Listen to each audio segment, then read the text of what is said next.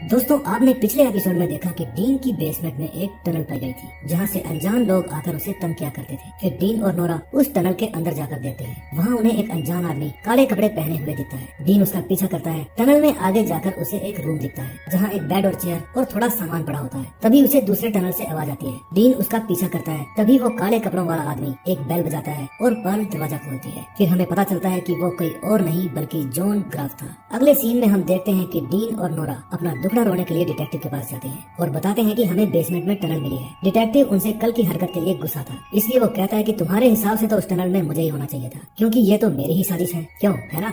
Dean कहता है हो सकता है ये तुम्हारी साजिश हो, इसलिए हमारी हेल्प करो और अपने ऊपर से शक के सारे दाग धो दो। डिटेक्टिव कहता है कि मुझे अपनी बेगुनाही साबित करने के लिए क्या करना होगा? डीन कहता है बस अपनी टीम को भेजकर ये पता लगाओ कि वो टनल किस किसके घर में जाती है। डिटेक्टिव कहता है मैं यहाँ से हिलने वाला भी नहीं हूँ। तुम लोगों ने मुझे बेइज्जत किया और अब मुझसे ही हेल्प मांग रहे हो। अब तुम देखो मैं तुम्हारी हर बात को इग्नोर करूंगा और तुमसे जो होता है जाओ कर लो। तुम जिसे चाहो मेरी कंप्लेंट कर सकते हो। हर दफ्तर में मेरे दोस्त हैं। अब मैं तुम्हारे पीछे पड़ूंगा क्योंकि उनमें से एक लेटर तुमने लिखा था। झूठी रिपोर्ट लिखवाने के चक्कर में तुम 10 साल के लिए अंदर जाओगे। तुम तो अपनी ही फैमिली को धमकी देकर घर से निकलवाना चाहते हो। अपनी प्यारी बीवी को लो और यहाँ से दफा हो जाओ। वे जाकर थियोडोरा से पूछते हैं कि क्या तुमने डिटेक्टिव को बताया कि वो थर्ड लेटर मैंने लिखा था? थियोडोरा कहती है कि मैंने नहीं बताया, हैंडराइटिंग स्पेशलिस्ट ने बताया हो शायद। देखो मैं जल्द ही मरने वाली हूँ और मरने से पहले तुम्हारा केस सॉल्व करना चाहती हूँ। मैं चाहती तो अपनी बेटी और उसकी बेटी के साथ टाइम स्पेंड करती, लेकिन मैं अपना सारा समय तुम्हारे केस को सॉल्व करने में लगी रहती हूँ। इसलिए मुझ पर विश्वास करो या ना करो, मैं ये केस सॉल्व करके ही रहूंगी। डीन कहता है देखो मैं पागल हो रहा हूँ, किसी पर भी इल्जाम लगा देता हूँ। नोरा कहती है मैंने तुम्हारी बेटी की दी हुई लीड पर ध्यान दिया। फिर मैं गई रोजर कैप्टन की एक्स वाइफ के पास। उसने मुझे बताया कि अगर कोई आपको घर के लिए लेटर लिख रहा है तो मैं आंखें बंद करके कह सकती हूँ कि वो रोजर ही होगा। जब वो छोटा था तो तुम्हारे घर को घंटों देखा करता था। उसे तुम्हारे घर से तभी से प्यार है। फिर उसने ऐसे लड़कों से दोस्ती की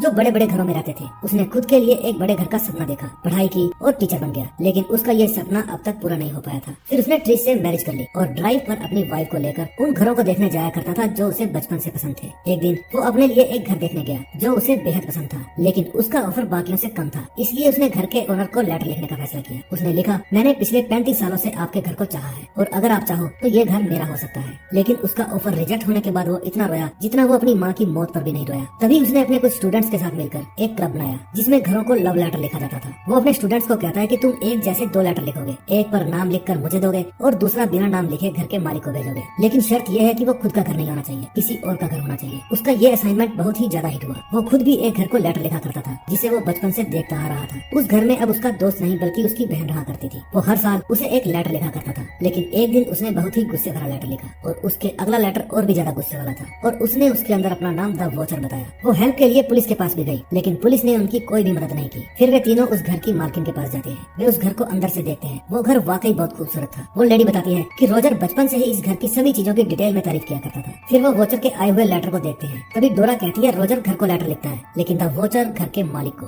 फिर वो लेडी बताती है कि एक दिन मैं गुस्से में घर से बाहर गई और मैंने खूब जमकर गालियां दी। उसके बाद मुझे कोई भी लेटर नहीं मिला। फिर वो लेडी डीन से लेटर मांगकर पढ़ती है और बताती है कि ये तो रोजर का ही काम लगता है। बाहर आकर डीन उसके घर चलने के लिए कहता है, लेकिन डोरा कहती है हम बिना सबूत के उसे कुछ भी नहीं कह सकते, अब तो पुलिस भी हमारा साथ नहीं देती। फिर रात को डीन और नोरा उसके घर के बाहर जाकर छिपकर उसे देख रहे होते हैं। फिर वे एक पब्लिक प्लेस में जाकर उसका पीछा करते हैं और उनकी बातें सुनते हैं। फिर डीन और नोरा उसको घेर लेते हैं और उसे बताते हैं कि हम 657 बुलेवार्ड में रहते हैं, हमें काफी समय से धमकी भरे खत मिल रहे हैं और आपको भी खत लिखने का शौक है। रोजर कहता है लेकिन मैंने आपको कोई भी खत नहीं लिखा और मैं एक रिटायर्ड टीचर हूँ, मैं तो सपने में भी आपका घर खरीदने के लिए नहीं सोच सकता, तो मैं आपको तंग क्यों करूंगा? और अगर तुम्हें मुझ पर शक है तो तुम पुलिस को क्यों नहीं बुला लेते? ये कहकर वो अपनी वाइफ को लेकर वहाँ से चला जाता है। अगले दिन डीन ऑफिस जाने के लिए तैयार हो रहा होता है। तभी वो अपने घर के बाहर रोजर को देखता है और गुस्से में जाकर उससे पूछता है कि तुम यहाँ क्या कर रहे हो? रोजर कहता है तुमने मुझ पर नजर रखने के लिए इल्जाम लगाया तो मैं अब तुम्हारे घर पर नजर ही रख रहा हूँ। तुमने एक गलत आदमी से पंगा ले लिया है। अब मैं शांत नहीं होने वाला, मैं तुम्हारा बुरा सपना सच कर दूंगा। तुम्हारा घर चाहता है तुम्हारी जगह मैं इसमें रहूं, इसलिए निकलो अब इस घर से। जब तक तुम यहाँ से नहीं चले जाते मैं हर रोज यहाँ खड़ा रहूंगा और ये पब्लिक प्रॉपर्टी है। मैं तुम्हारे घर के अंदर नहीं खड़ा तो तुम मुझे रोक नहीं सकते। कर लो जो करना है, मैं ही तो हूँ वो वॉचर।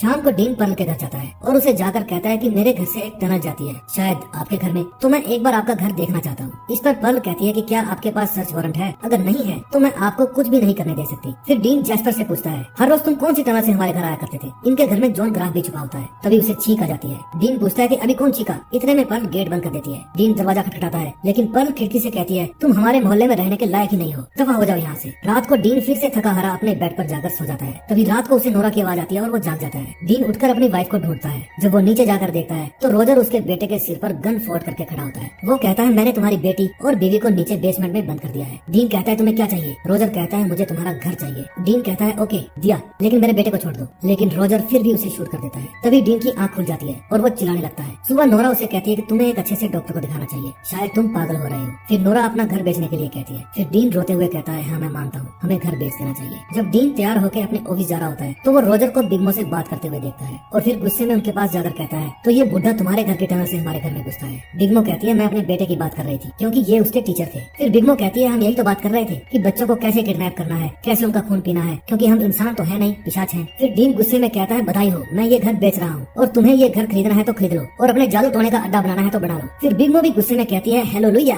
अच्छा हुआ अब तुमसे छुटकारा मिल जाएगा और हमें जादू टोने के लिए एक नया अड्डा मिल जाएगा। रात को डीन अपने घर आता है और डकोटा से कहता है कि मेरे घर डिनर पर आने के लिए थैंक्स, और शुरुआत में हमारी बनी नहीं इसलिए I am sorry. Dining table पर एली पूछती है कि आज आपको क्या हो गया है, आप बहुत अच्छा बर्ताव कर रहे हैं। डीन नोरा को कहता है तुम इन्हें बताना चाहोगी? तभी नोरा कहती है हम ये घर बेचने जा रहे हैं। अगले दिन सामान की पैकिंग करते समय डीन थियोडोरा को कहता है कि हमें $3.5 मिलियन का ऑफर मिला है और हमने वो ऑफर एक्सेप्ट कर लिया है। फिर थियोडोरा कहती है कि इसका मतलब हैप्पी एंडिंग हो गई और अब मैं चैन से मर सकती हूँ। नोरा पूछती है आई एम सॉरी, कैसी तबीयत है आपकी? थियोडोरा कहती है कि मुझे एक्सपेरिमेंटल कैंसर ट्रीटमेंट के लिए चुन लिया गया है। डीन कहता है ये तो खुशी की बात है, लेकिन क्या हम आखिरी बार इस सस्पेक्ट बोर्ड को देख सकते हैं? फिर उसके बाद मैं इसे हटाने वाला हूँ। अब इन वेम्पायर जैसे शैतानों के साथ एक और नमूना जुड़ गया है, रोजर कैपलिन। लेकिन तुम में से कोई भी जॉन ग्राफ को सस्पेक्ट मानने के लिए तैयार ही नहीं था। फिर नोरा कहती है जब हम ये घर बेचने ही जा रहे हैं तो बंद करो ये सब। तभी थियोडोरा कहती है मुझे ये किसी और का काम लगता है। इतने में नोरा के पास एक फोन आता है और उसे पता चलता है कि पार्टी ने ऑफर को ठुकरा दिया है। किसी ने उनके घर की स्टोरी बनवाकर सोशल मीडिया पर डलवा दी कि ये घर नहीं जहन्नुम है। अब नोरा गुस्से में एक न्यूज़पेपर लेकर कैरन के ऑफिस में जाती है और उससे पूछती है कि ये तुम्हारा ही काम है ना? कैरन कहती है हाँ, तुमने सबके सामने मेरे ऊपर इल्जाम लगाए और तुम इस घर से प्रॉफिट कमाना डिजर्व नहीं करती और यही है बदले का अंजाम।